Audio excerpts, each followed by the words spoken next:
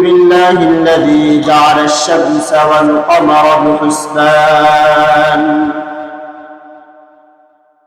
والنجم والشجر يسجدان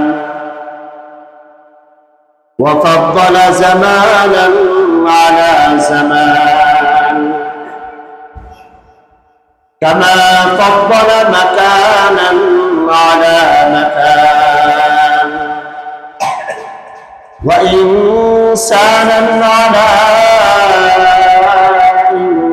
إنسان ونشهد أن لا إله إلا الله وحده لا شريك له ونشهد أن سيدنا ونبينا ومولانا محمدا عبده ورسوله أما بعد فقد قال الله تبارك وتعالى في كلامه المجيد أعوذ بالله من الشيطان الرجيم بسم الله الرحمن الرحيم إذا جاءك المنافقون قالوا نشهد إنك لرسول الله والله يعلم إنك لرسوله والله يشهد إن المنافقين لكاذبون. وعن عبد الله بن عمر رضي الله تعالى عنه قال رسول الله صلى الله عليه وسلم أربع خلال من كن فيه كان منافقا خالصا من إذا حدث كذب وإذا وعد أخلف وإذا عاهد غدر وإذا خاصم فجر ومن كانت فيه خصلة منهن كانت فيه خصلة من النفاق حتى يدعها أو كما قال عليه الصلاة والسلام. صدق الله العلي العظيم وصدق رسوله النبي الكريم ونحن على ذلك من الشاهدين والشاكرين والحمد لله رب العالمين. আল্লাহ রাব্বুল আলামিনের শুকরিয়া আদায় করি যে আল্লাহ তাআলা আমাদেরকে তার ঘর মসজিদে আসার বসার তৌফিক দান করেছেন। এজন্য আমরা অন্তরের অন্তরস্থল থেকে কালিমাতুশ শুকরিয়া আদায় করি আলহামদুলিল্লাহ। সম্মানিত হাজিরিন, আমরা গত সপ্তাহে মুনাফিকদের আলামত, তাদের স্বভাব চরিত্র সম্পর্কে আলোচনা করেছিলাম। এই সপ্তাহে আমরা মুনাফিকদের কয়েকটি আলামত, তাদের কয়েকটি স্বভাব চরিত্র নিয়ে আলোচনা করব। আমি কোরআনে কারীমের সর্বপ্রথম যে আয়াতটা তেলাওয়াত করেছি সূরা মুনাফিকুনের প্রথম আয়াত। আল্লাহ রাব্বুল আলামিন ঈমানদারদেরকে উদ্দেশ্য করে একটা সূরা নাযিল করলেন। মুনাফিকদের স্বভাব চরিত্র বোঝানোর জন্য একটা সূরাতুল মুনাফিকুন নাযিল করলেন। এই সূরাটা কেন আল্লাহ তাআলা নাযিল করলেন, এই প্রেক্ষাপট জানাকে শানে নুজুল বলা হয়। কোরআনের এই এত বড় সূরা আল্লাহ তাআলা নাযিল করলেন কেন? নবীজি সাল্লাল্লাহু আলাইহি ওয়াসাল্লাম যখন মক্কা থেকে মদিনায় গেলেন, তো নবীজির সাথে যে সমস্ত সাহাবায়ে কেরাম মক্কা থেকে মদিনায় গিয়েছেন, এই সাহাবীদেরকে মুহাজির বলা হয়। কি বলা হয়? মুহাজির। আর মদিনার যে সমস্ত সাহাবায়ে কেরাম রাসূলের প্রতি ঈমান এনেছেন, যারা মুহাজিরদেরকে সাহায্য করেছেন, ওনাদেরকে বলা হয় আনসার। আল্লাহ রাব্বুল আলামিন কোরআনে আনসার এবং মুহাজির উভয় সাহাবীদের কথা আলোচনা করেছেন। রাসূলুল্লাহ সাল্লাল্লাহু আলাইহি ওয়াসাল্লাম মদিনায় যাওয়ার পরে মুহাজিরদের যেহেতু কোনো সম্বল ছিল না, মক্কাতে তাদের জায়গা জমি স্ত্রী পরিবার সবকিছু ছেড়ে চলে গিয়েছে, এজন্য মুহাজিররা একদম নিঃস্ব ছিল, কোনো কিছুই ছিল না। আনসারী সাহাবায়ে কেরাম মুহাজিরদেরকে ভাই বানিয়ে নিলেন, তাদেরকে খাদ্যের মধ্যে অংশগ্রহণ করলেন, নিজেদের জমিন একটা তো অর্ধেক ভাইকে দিয়ে দিলেন, আরেকটা অর্ধেক নিজের জন্য রাখলেন। নিজের কাছে একাধিক স্ত্রী রয়েছে, তো একজন স্ত্রী দুইজন স্ত্রী তালাক দিয়ে মুহাজিরদের জন্য সুবিধা করলেন। আল্লাহ রাব্বুল আলামিন পরস্পরের মধ্যে ভ্রাতৃত্বের বন্ধন তৈরি করে দিয়েছেন। ঘটনাগুলো ৬ষ্ঠ হিজরি কিংবা ৫ম হিজরি সনে বনু মুস্তালিক একটা গোত্রের নাম ছিল। এই গোত্রের যে গোত্র প্রধান ছিল তার নাম ছিল হারিস ইবনে জিরা, যিনি কাফের ছিলেন। নবীজি সাল্লাল্লাহু আলাইহি ওয়াসাল্লামের সাথে বনু মুস্তালিকের সাথে একটা যুদ্ধ সংঘটিত হলো। এই যুদ্ধের মধ্যে অসংখ্য সাহাবায়ে কেরাম, এই যুদ্ধের মধ্যে আনসার মুহাজির এবং কিছু নামদারি মুনাফিক ওই যুদ্ধের মধ্যে অংশগ্রহণ করেছে। যুদ্ধে অংশগ্রহণ করার পরে মুনাফিকরা এটা ভালোভাবে জানতো এই যুদ্ধে মুসলমানরা জয়লাভ করবে, কারণ আল্লাহ তাআলা ওয়াদা দিয়ে রেখেছেন যে এই যুদ্ধে মুসলমানরা জয়লাভ করবে। তো গনিমতের মাল অংশ নেওয়ার জন্য এরা অংশগ্রহণ করবে।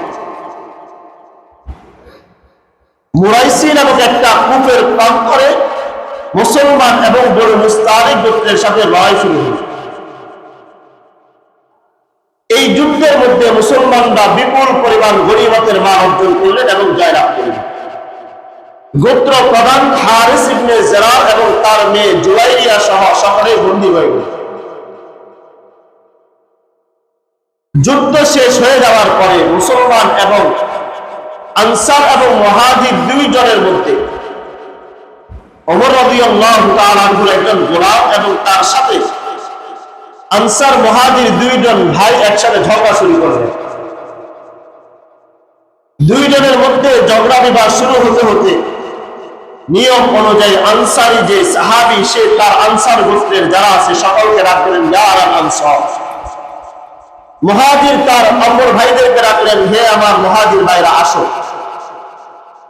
যেরকম আমাদের উত্তর পাড়া আর দক্ষিণ পাড়া যদি ঝগড়া লাগে তো উত্তর পাড়ার একজন ঝগড়া করলে সবাইকেই আসে, দক্ষিণ পাড়ার ঝগড়া শুরু হলে তখন দক্ষিণ পাড়ার সমস্ত মানুষ একত্রিত হয়ে যায়।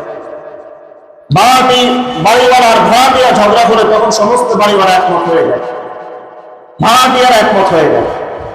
তো আনসার এবং মুহাজির দুই গোত্রের মধ্যে দুই সম্প্রদায়ের সাথে ঝগড়া শুরু। ঝগড়া ভাবতে ভাবতে এক পর্যায়ে বিশাল বড় একটা মারামারির পর্যায়ে চলে আসে। আল্লাহ রাসূল সাল্লাল্লাহু আলাইহি ওয়াসাল্লাম সংবাদ শুনলেন। রাসূল সাল্লাল্লাহু আলাইহি ওয়াসাল্লাম যে তাদেরকে বুঝালেন যে মুসলমানরা একে অপরের সাথে লড়াই করে না, তারা জাতীয়তাবাদে বিশ্বাসী করে না, সম্প্রদায় আর গোত্রে গোত্রে যে ঝগড়া এটা মুসলমান বিশ্বাস করে না। মুসলমানরা জালিমের বিরুদ্ধে লড়াই করবে, জালিমকে সাহায্য করবে জুলুম থেকে বিরত রাখার জন্য, আর আনসারকে মাজলুমকে সাহায্য করবে যাতে করে তার উপর জুলুম না করে। এবং মুসলমানরা একে অপরের ভাই। নবীজির এই ভাষণ দেওয়ার পরে সাহাবায়ে কেরামদের মধ্যে যে ঝগড়া বিবাদ চলতেছিল এটা মিশমাট হয়ে গিয়েছে। এই যুদ্ধের সংবাদটা সরাসরি আনসারী সাহাবীদের একজন, তার নাম হলো আব্দুল্লাহ ইবনে উবাই ইবনে সালুল, যে তৎকালীন সময়ে মদিনার সবচেয়ে বড় নেতা ছিল। যেরকম আবু জাহেল উতবা সাইবা মক্কার লিডার ছিল, আব্দুল্লাহ ইবনে উবাই ইবনে সালুল এটা মদিনার বড় সর্দার ছিল। আব্দুল্লাহ ইবনে উবাই ইবনে সালুলের কানে যখন গেল যে আনসার এবং মুহাজির দুই ভাই ঝগড়া লেগেছে, সুবর্ণ সুযোগ মনে করলো যে এখন ইসলাম এবং মুসলমানদের বিরুদ্ধে ষড়যন্ত্র করা সহজ। সাথে সাথে সমস্ত লোক যারা তার আন্ডারে কাজ করে মহা আনসারী সাহাবী এবং মুনাফিকদের বিশাল বড় একটা জামাত নিয়ে সমাবেশ তৈরি করল। এই সমাবেশের মধ্যে দাঁড়িয়ে সে ভাষণ দিল যে তোমরা মুসলমানদেরকে মুহাজির সাহাবীদেরকে দান দিলা, মান দিলা, নিজেদের স্ত্রী ভাগ করে দিলা, জমিন ভাগ করে দিলে, আজকে যে কুকুরদেরকে খাওয়ালে তারাই আজকে পেট বড় করে তোমাদের বিরুদ্ধে লাগতেছে, এভাবে বলছে। অর্থাৎ মুহাজির এবং আনসার একজনকে অপরজনের বিরুদ্ধে উস্কে দেওয়ার জন্য মুহাজিরদেরকে সে কুকুরের সাথে তুলনা করছে। নাউজুবিল্লাহ। ওই যুদ্ধের মধ্যে ওই সমাবেশে একজন ছোট্ট সাহাবী ছিল, তার নাম ছিল যায়েদ ইবনে আরকাম, যিনি আনসার তথা মদিনার লোক ছিলেন। ছোট মানুষ ছিলেন নবীজির ব্যাপারে, সাহাবায়ে কেরামদের ব্যাপারে। যখন আব্দুল্লাহ ইবনে উবাই বলতেছিল যে তোমরা এখন মদিনায় যে সবলতা দুর্বলদেরকে বের করে দিবে, এখন থেকে লড়াই শুরু হবে, এখন থেকে আর মুহাজিরদেরকে কোনো সাইড দেওয়া হবে না, বরং মুহাম্মদ তোমাদের মধ্যে সত্যতা বীজ বপন করতেছে। এই কথা শোনার পরে যায়েদ ইবনে আরকাম রাদিয়াল্লাহু তাআলা আনহু, ছোট্ট সাহাবী ছিলেন, সাথে সাথে বললেন, হে আল্লাহর দুশমন, তুই আল্লাহ তাআলার শত্রু, তুই নবীর শত্রু, তুই মুসলমানদের শত্রু। আব্দুল্লাহ ইবনে উবাই বুঝতে পারলো যে মানুষটা ছোট হলেও এখন যদি আমি এটা নিয়ে কথাবার্তা বলি তাহলে আমি যে মুনাফিক এটা প্রকাশ করব। এই জন্য সে বলবো আমি হাসির ছলে এটা বলেছি, আসলে তোমাদের কাউকে কারো বিরুদ্ধে উস্কানি দেওয়ার জন্য বলিনি। যায়েদ ইবনে আরকাম রাদিয়াল্লাহু তাআলা আনহু তিনি ময়দান ছেড়ে নবীজির কাছে গিয়ে বললেন, ইয়া রাসূলুল্লাহ, মুনাফিকদের বড় সর্দার আব্দুল্লাহ ইবনে উবাই সে আপনার বিরুদ্ধে এই কথাগুলো বলতেছে। নবীজিও ভাবলেন যায়েদ ইবনে আরকাম অনেক ছোট মানুষ, আর আব্দুল্লাহ ইবনে উবাই হলো মদিনার গোত্রের প্রধান, হয়তো ছোট মানুষ কোনো কারণে রাগ করেছে, এই জন্য বলে ফেলছে। যায়েদ ইবনে আরকাম রাদিয়াল্লাহু তাআলা আনহু সারাদিন পেরেশানির মধ্যে থাকেন। আনসারী সাহাবী কেরাম দেখলে বলে যে তুমি মুহাজিরদের সাথে একমত হয়ে গেলা, অথচ তুমি একজন আনসারী সাহাবী, তুমি তাদের পক্ষে নিয়ে কথা বলতেছো, তুমি আমাদের সাথে গাদ্দারি করছো। যায়েদ ইবনে আরকাম তার চাচার কাছে গেলেন, চাচাও জিজ্ঞেস করলো, কেউ ভাতিজা, তুমিও দেখে এখন মুহাজিরদের সাথে একমত হয়ে আমাদের এত বড় সর্দার আব্দুল্লাহ ইবনে উবাইর বিরুদ্ধে তুমি মিথ্যা অপবাদ ছড়াচ্ছ। যায়েদ ইবনে আরকাম পেরেশানির মধ্যে রয়ে গেলেন। আল্লাহ রাসূল সাল্লাল্লাহু আলাইহি ওয়াসাল্লাম আব্দুল্লাহ ইবনে উবাইকে ডেকে বললেন যে আসলে ঘটনা কি এরকম কিছু হয়েছে নাকি, তুমি নাকি মুসলমানদের বিরুদ্ধে সবলরা দুর্বলদেরকে বের করে দিবে, আনসারী সাহাবায়ে কেরামদেরকে গালিগালাজ করতেছ, মুহাজিরদেরকে গালিগালাজ করে, এটা কি সত্য নাকি? সে সাথে সাথে বলল, আল্লাহর কসম আমি এরকম কিছুই বলিনি, বরং আমি তো সাক্ষী যে আপনি আল্লাহ তাআলার রাসূল। কোরআনে কারীম আল্লাহ তাআলা বলেন, ইযা জাআকাল মুনাফিকুনা ক্বালু নাশহাদু ইন্নাকা লারাসূলুল্লাহ। হে রাসূল, যখন মদিনার মুনাফিকরা যখন আপনার কাছে আসে তারা বলে, আল্লাহর কসম আপনি অবশ্যই আল্লাহ তাআলার রাসূল, ওয়াল্লাহু ইয়ালামু ইন্নাকা লারাসূল। অথচ আল্লাহ তাআলা ভালোভাবে জানেন আপনি আল্লাহ তাআলার রাসূল। ওয়াল্লাহু ইয়াশহাদু ইন্নাল মুনাফিকিনা লাকাযিবুন। নবীজি, মুনাফিকরা যে আপনার কাছে এসে বলে আপনি আল্লাহ তাআলার রাসূল, তারা যে বলে আল্লাহর কসম আপনি অবশ্যই আল্লাহ তাআলার রাসূল, এটা তাদের মুখের কথা। আল্লাহু ইয়াশহাদু, আল্লাহ তাআলা সাক্ষী, ইন্নাহুম লাকাযিবুন, এই মুনাফিকরা হলো মিথ্যাবাদী। ইত্তাখাযু আইমানাহুম জুন্নাতান ফাসাদ্দু আন সাবিলিল্লাহ। তারা আল্লাহ তাআলার নামে কসম করে, তারা কসমকে ডাল হিসেবে গ্রহণ করে যাতে করে মুসলমানদের বিরুদ্ধে একজনকে অপরজনের বিরুদ্ধে উস্কিয়ে দিতে পারে। ফাসাদ্দু আন সাবিলিল্লাহ, আল্লাহ তাআলার রাস্তা থেকে বিচ্ছিন্ন করে দেওয়ার জন্য, মুসলমানদের সংখ্যা কমিয়ে দেওয়ার জন্য সে সাথে সাথে কসম করে, ইন্নাহুম সাআ মা কানু ইয়ামালুন, সে যা করে তা কতই না মন্দ। নবীজি সাল্লাল্লাহু আলাইহি ওয়াসাল্লাম যুদ্ধের ময়দানে রওনা হয়ে গেলেন, মদিনার পথে রওনা হয়ে গেলেন। এদিকে যায়েদ ইবনে আরকাম পেরেশানির মধ্যে রয়েছেন, কারণ মুনাফিকরাও তাকে তিরস্কার করে, আনসারী সাহাবায়ে কেরামরাও তাকে তিরস্কার করে। ঘরের মধ্যে লজ্জার কারণে কোথাও বের হতে পারেন না। ছোট সাহাবী কিন্তু নিজের ভিতরে গায়রত রয়েছে। এদিকে মুনাফিকরা পছন্দ করলো, তারা আসলে কোনো কিছু বলেনি। আল্লাহ রাব্বুল আলামিন পূর্ণাঙ্গ একটা সূরা নাযিল করলেন। নবীজির কাছে যখন সূরা নাযিল হলো, নবীজি যায়েদ ইবনে আরকামকে বললেন, ইয়া গোলাম সাদাকাল্লাহু কিতাবা হাদিসান, হে আমার গোলাম, হে আমার ছেলে, শুনো, আল্লাহ তাআলা তোমার কথাকে সত্যায়ন করেছে আর মুনাফিকদের বিরুদ্ধে একটা সূরা নাযিল করে দিয়েছেন। আল্লাহ রাব্বুল আলামিন এই সূরার প্রথমে বলে দিলেন, মুনাফিকরা কথায় কথায় কসম করে, কথায় কথায় আল্লাহ তাআলার নামে শপথ নেয়, এটা মুনাফিকদের চরিত্র। ফাসাদ্দু আন সাবিলিল্লাহ, তারা এই কসম করে যাতে করে মুসলমানদেরকে ইসলাম থেকে বের করতে পারে। এই সূরার মধ্যে আল্লাহ তাআলা মুনাফিকদের একটা স্বভাব, যে এরা কথায় কথায় কসম করবে, কসম করে এরা মুসলমানদেরকে দ্বীনের পথে সরানোর জন্য আনসারী সাহাবায়ে কেরামদের মধ্যে মুহাজিরদের প্রতি যে মায়া মোহাব্বত ছিল, এটাকে দূর করার জন্য কসম করে বলল যে আল্লাহর কসম, আমি এরকম কথা বলি। দ্বিতীয় নম্বর মুনাফিকের আরেকটা চরিত্র সম্পর্কে আল্লাহ তাআলা বলেন, وَإِذَا قِيلَ لَهُمْ تَعَالَوْا يَسْتَغْفِرْ لَكُمْ رَسُولُ اللَّهِ, যখন তাদেরকে বলে চলো চলো তোমরা নবীদের কাছে চলো, নবীজি তোমাদের জন্য আল্লাহ তাআলার কাছে ক্ষমা প্রার্থনা করবেন, লাওয়াউ রুউসাহুম, তখন তারা তাদের চেহারাকে ফিরিয়ে নেয়। ওয়ারাআইতাহুম ইয়াসুদ্দুনা ওয়া হুম মুস্তাকবিরুন, নবী আপনি তাদেরকে দেখবেন এরা চেহারাটাকে সরায় নেয় আর তাদের ভিতরে একটা অহংকার প্রকাশ করে।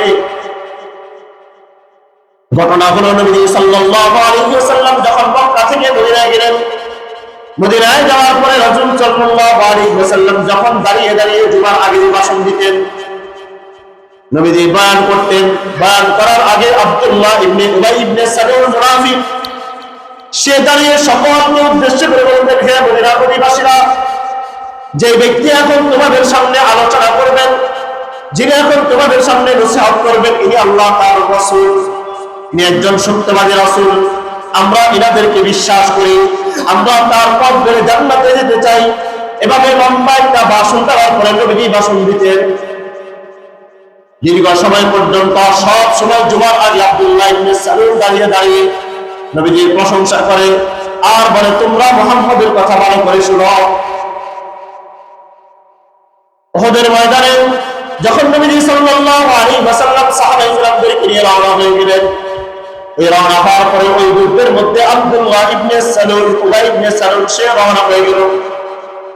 অর্ধেক যাওয়ার পরে সে যুদ্ধের তৃতীয়াংশ লোকদেরকে ভুলভাল বুঝিয়ে যে মুহাম্মদের সাথে যুদ্ধ করার দরকার নাই, এই যুদ্ধে মুসলমানরা জয়লাভ করবে না, বিভিন্ন কথা বলে সে মুনাফিকরা আরো কয়েকজনকে সাথে নিয়ে মোটামুটি যুদ্ধের মধ্যে 3 ভাগের 1 ভাগকে সে নিয়ে রওনা হয়ে গেল, চলে আসলো।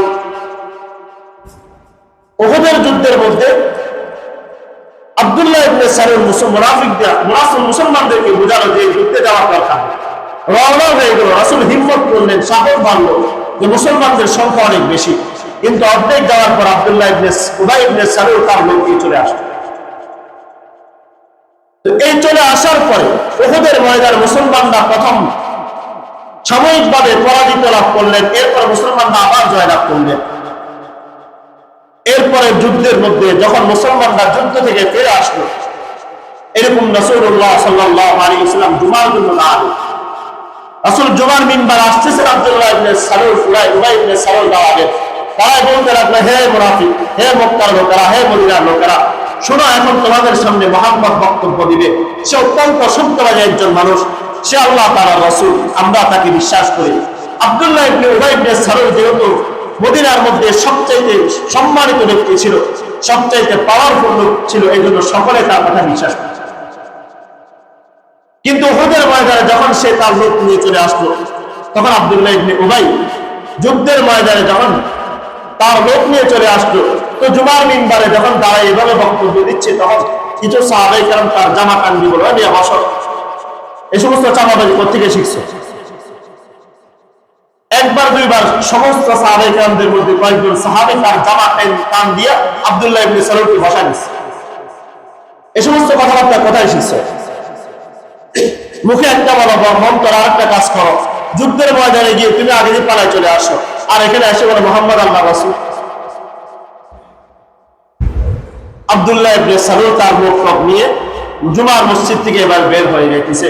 আর যাওয়ার সময় বলতেছে, আমি কি খারাপ কিছু বলছি? আমি তো বলছি মুহাম্মাদের কথা মানা, আমি তো মুসলমানদের পক্ষে কথা বলতেছি, তোমরা আমার এরকম অপমান করলে কেন? যুদ্ধের শেষ নামাজের পরে সাহাবায়ে কেরামদের কিছু অংশ সাহাবায়ে কেরাম তাকে গিয়ে বললো, দেখো তুমি যেটা করছো এটা সবাই জানে, তুমি যে মুখে ইসলামের কথা বলো, রাসূলের কথা বলো, অন্তরে এটা লালন করো না। যেহেতু তোমার ভুল হয়ে গেছে, এই জন্য তুমি চলো রাসূলের কাছে চলো, রাসূল তোমার জন্য ইস্তেগফার করবে, আল্লাহর কাছে ক্ষমা চাই। কোরআনে আল্লাহ তাআলা এই কথাটাই বলতেছেন, ওয়াইদা কিলা লাহুম তাআলাউ ইয়াস্তাগফির লাকুম রাসূলুল্লাহি লাওয়াউ রুউসাহুম ওয়া রাআইতাহুম ইয়াসুদ্দুন।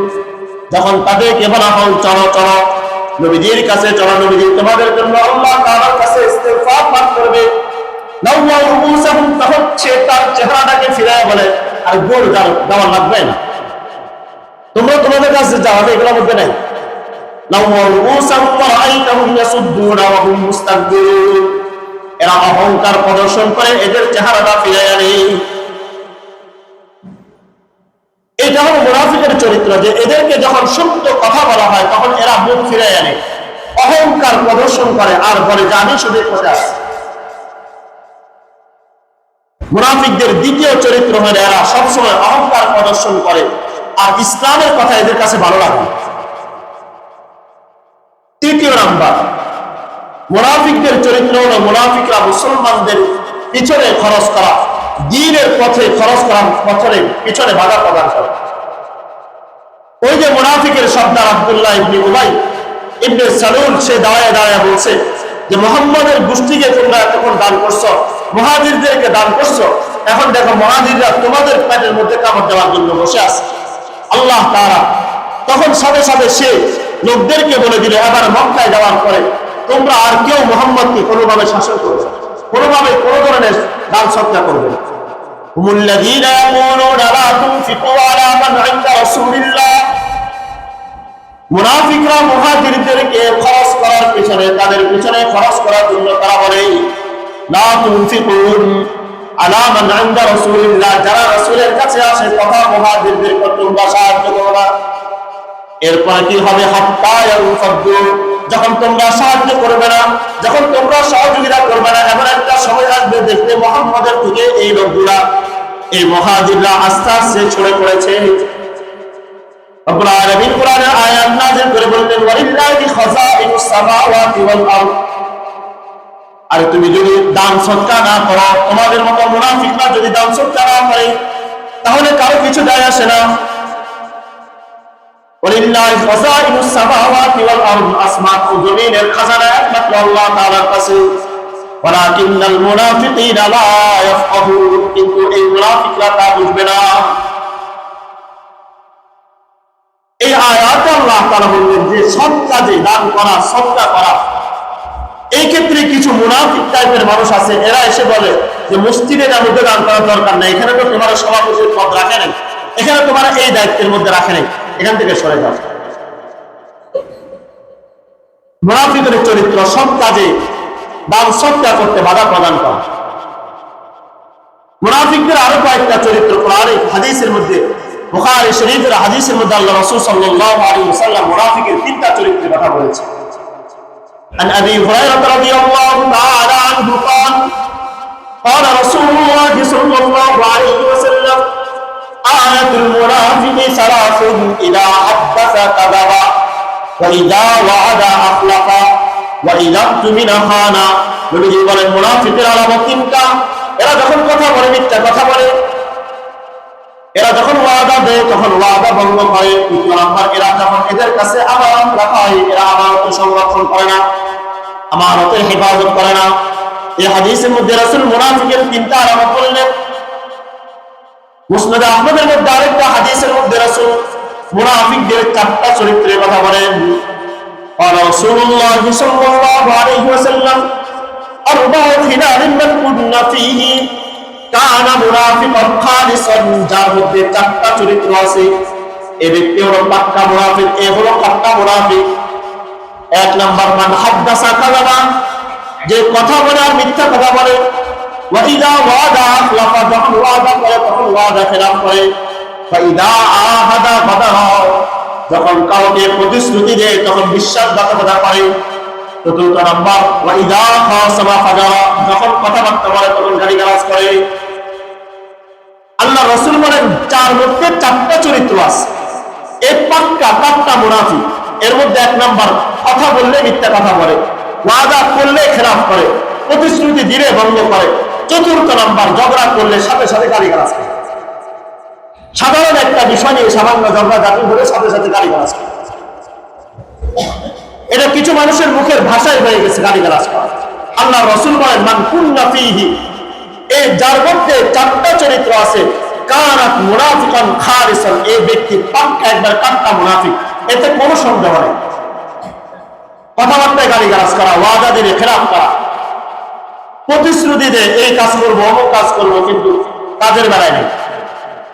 আল্লাহ রাসূল বলেন এদের কথা হলো পাক্কা, এরা পাক্কা মুনাফিক। এখানে আসবে, এখন রাজনীতির সময় আসছে, তখন নির্বাচন, নেতারা আসবে, এখানে এসে দাঁড়ায় দেয় বক্তব্য দিবে আর বলবে এমন কোনো কাজ করে যাবে। এখানে মসজিদ আল্লাহ পালন করে দাঁড়ায় দাঁড়ায় ওয়াদা দিয়ে, এরপরে কাজের বেলায় কোনো কিছুই নেই। আল্লাহ রাসূল বলছেন যারা এরকম ওয়াদা দেয় বা ইদা আহাদা গাদারা, যারা প্রতিশ্রুতি দেয় আর ভঙ্গ করে, গাদ্দারি করে, বিশ্বাসঘাতকতা করে, এরা কানা মুনাফিকান খালিসান, এরা পাক্কা মুনাফিক। এজন্য আমাদের এই মসজিদগুলো, আমাদের এই দিন চর্চার যে জায়গাগুলা, এগুলো এখন রাজনীতির ময়দান হয়ে গেছে। নেতা আসলে আপনারা আমাদের কাছে আবেদন জানান, এখানে একটা বক্তব্য দেখ, এখানে দাঁড়াইয়ে দাঁড়াইয়ে যতগুলো কথা বলে অধিকাংশ কথাগুলো রাজনীতির কথা, এটা দিনের কথা। যতগুলো ওয়াদা দেয় সবগুলো একটা বাস্তবায়ন করা। তাহলে আমরা যে এখানে আসি দাঁড়ায় তাদেরকে সুযোগ করে দিচ্ছি, তার যদি নির্বাচনে জিততে হয় তাহলে সে বাইরে একটা বড় সমাবেশ করে করবে, কারণ টাকা তো আমাদেরটাই খাবে। আগেও যারা খাইছে এখনো খাবে, ভবিষ্যতেও খাবে। তাহলে তারা রাজনীতির ময়দানটা মসজিদকে বানিয়ে নিয়েছে। এখানে যে পরিচয় করার জন্য, পরিচয় আপনি করার জন্য বাইরে সমাবেশ ডাকে, বিরানির আয়োজন করেন। এই জন্য মসজিদগুলাকে দিনের মসজিদগুলাকে রাজনীতি মুক্ত রাখার চেষ্টা করে। এটা আরেকটা হাদিস দ্বারা স্পষ্ট হয়ে যায়। মুসনাদে বাজ্জাজের মধ্যে হাদিসটা আসছে, মুসনাদে আহমদের মধ্যে হাদিসটা আসছে। قال رسول الله صلى الله عليه وسلم إن للمنافقين علامات, নবী সাল্লাল্লাহু আলাইহি ওয়াসাল্লাম বলেন মুনাফিকদের কয়েকটা চরিত্র রয়েছে। এদের মধ্যে প্রথম চরিত্র হলো এরা যখন মুসলমানদের সাথে সাক্ষাৎ করে তখন তাদের সালাম হয় তাহিয়াতুহুম লানাতুন, এদের সালাম হয়, এদের সংবর্ধনা হয় লানত। এরা যখন মুসলমানদের সাথে কথা বলে, একজন মুসলমান যখন অপর মুসলমানদের সাথে সাক্ষাৎ করে তখন একজন অপরজনকে সালাম করে। নবীজি বলেন মুনাফিকের চরিত্র হলো এরা যখন একজন অপরজনের সাথে সাক্ষাৎ করে তখন তারা লানত বর্ষণ করে। তাহিয়াতুহুম লানাতুন, তাদের সালামটা হলো লানত। এই হাদিসের ব্যাখ্যার মধ্যে মুফাসসিরিনে কেরাম লিখেছেন যে মুনাফিকরা একজন ইমানদারদের সাথে সাক্ষাৎ করলে তখন তারা আসসালামু আলাইকুম বলবে না, তারা বলবে আসসালামু আলাইকুম। আসসালামু আলাইকুম অর্থ হলো আপনার উপর শান্তি বর্ষিত হোক, আর আসসালামু আলাইকুম অর্থ হচ্ছে আপনার উপর লানত বর্ষিত হোক। যদি আপনার বিশ্বাস না হয়, এখানে যারা মসজিদের সভাপতি হয়ে দাঁড়ায় এবং যারা নেতারা হিসেবে এখানে দাঁড়ায় বেশিরভাগ এরা আসসালামু আলাইকুম বলে, আসসালামু আলাইকুম বলে, আসসালামু আলাইকুম বলে। তার মানে আপনার মসজিদে বসে আপনাকে লানত দিয়ে রেখে দিচ্ছে যে তোদের উপর লানত, তোরা আমার কিল্লা এখানে জায়গা দিন। নবীজি সাল্লাল্লাহু আলাইহি ওয়াসাল্লাম বলেছেন মুনাফিকের এটা আলামত, তাহিয়াতুহুম লানা, এদের কথা হলো এরা লানত দিবে, আসসালামু আলাইকুম বলবে। দ্বিতীয় নাম্বার, মুনাফিকের আরেকটা চরিত্র তাআমুহুম লুকমাতুন, তাদের খাদ্য হলো লুটতরাজ করা, লুটপাট করে খাওয়া, এটা হলো মুনাফিকদের আলামত। এই যে সমাজের মধ্যে নির্বাচন হওয়ার পরে সরকার থেকে এলাকার জন্য বরাদ্দ থাকে, সমাজের জন্য বরাদ্দ থাকে, সর্ব জায়গায় বরাদ্দ থাকে।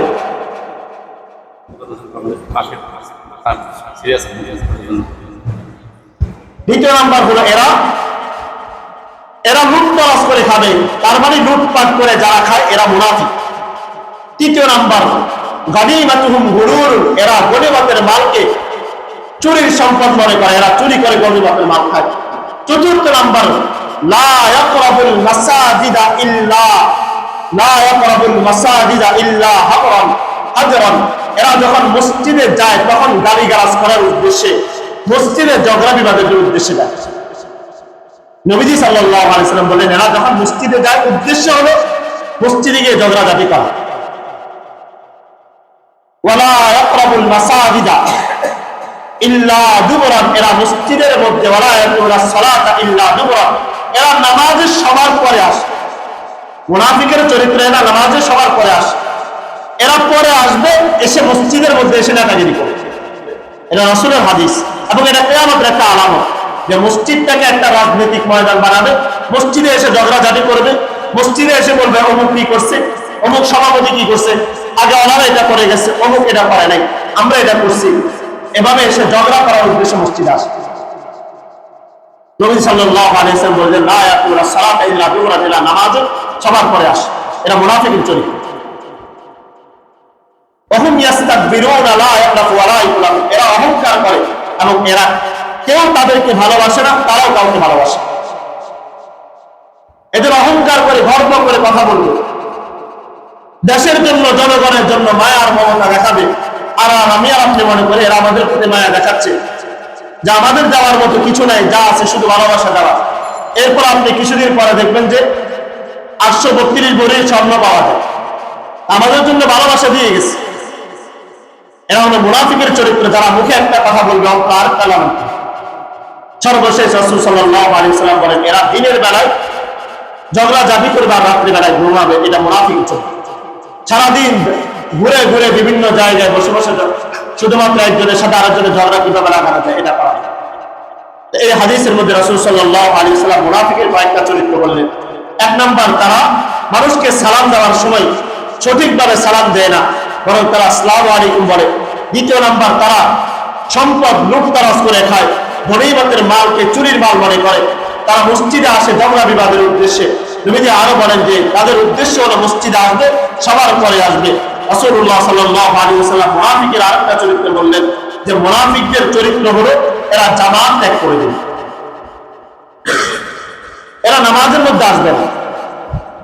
এই জন্য মুনাফিকের অনেকগুলো চরিত্র কোরআন এবং হাদিসের মধ্যে আছে। আমরা ধারাবাহিকভাবে আলোচনা করব যে চরিত্রগুলোর কথা বলা হয়। এটা হলো মুনাফিকদের মধ্যে মুযাবযাবিনা বাইনা যালিক, এরা কখনো এই পাশে কখনো ওই পাশে, যখন যাকে ভালো লাগে তখন তাকে তার পক্ষে কথা বলবে।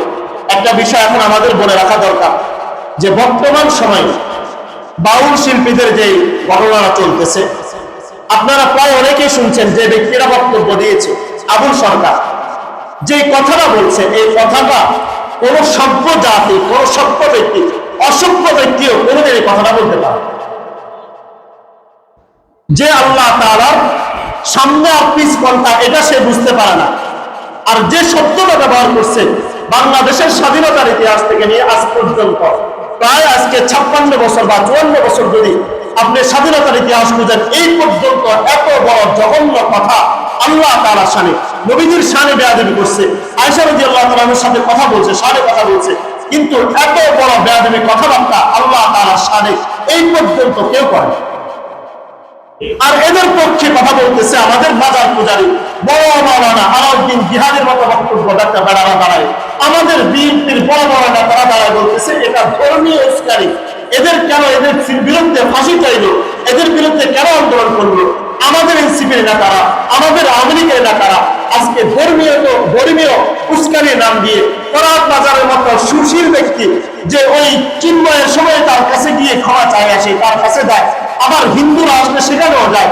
অর্থাৎ মুসলমানদের বিরুদ্ধে যত আন্দোলন আছে সবগুলোর মধ্যে আমাদের এই বুদ্ধিজীবীরা সেখানে গিয়ে একমত পোষণ করে আসে।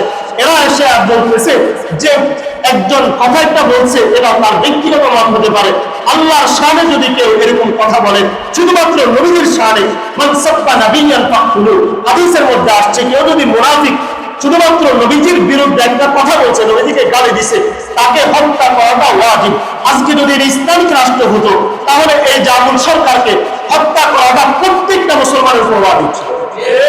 যে নবীজির শানে, আল্লাহ তাআলার শানে এত জঘন্য কথাবার্তা কোরআনের আয়াত দাঁড়ায় দাঁড়ায় সরাসরি সবার সামনে বলতেছে যে আল্লাহ তাআলা কোরআনে কয়বার নাসের কথা বলছে। আল্লাহ তাআলা একবার কোরআনে 6 বার নাস, কুল রব্বিন নাস মালিকিন নাস, আল্লাহ তাআলা নাসের কথা বলে। সে নাকি কোরআনে আল্লাহ তাআলার কথা মুখ কোনটা, আল্লাহ তাআলা বুঝানোর রাস্তা কোনটা সে এটা বুঝে না। তাহলে বুঝেন কত বড় জঘন্যতম ব্যক্তি হলে সে দাঁড়াইয়া দাঁড়াইয়া সবার সামনে কথাটা বলে, আর আমরা প্রতিবাদ করলে তখন এটা ধর্মীয় উস্কানি হয়ে যায়।